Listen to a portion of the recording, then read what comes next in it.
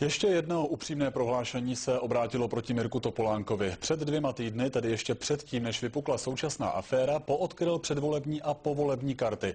Na setkání se členy americké obchodní komory řekl, že založení TOP 09 je dlouhodobý strategický plán, který má ODS odchytit nespokojené voliče a zajistit tak po volbách pravicovou většinou v parlamentu, která se domluví na společném vládnutí. S informací přišly Lidové noviny.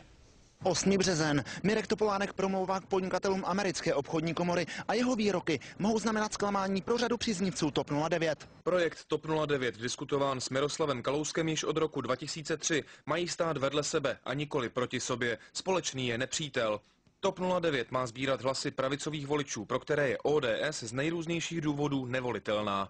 Novinář Jaroslav Plesl byl u toho, když Topolánek obchodníkům naléval čistého politického vína. On k nim mluvil podle mého názoru velice upřímně a opravdu jim říkal, co si myslí, protože je velmi složité říkat před volbami podnikatelům něco jiného, než co potom po volbách uděláte. Na následné večeři ve složení Miloš Zeman, Karel Schwarzenberg, Miroslav Kalousek a Mirek Topolánek se pak měla upéct i strategie a spolupráce se Zemanovou stranou. Zemanův projekt je pokusem, jak poškodit socky, ČSSD. Topolánek si dovede představit povolební spolupráci, kdyby se náhodou dostali do parlamentu a bylo by to potřeba k sestavení vlády a většiny. Určitě se dá říct, že na tom setkání s americkými podnikateli Mirek Topolánek odkryl karty.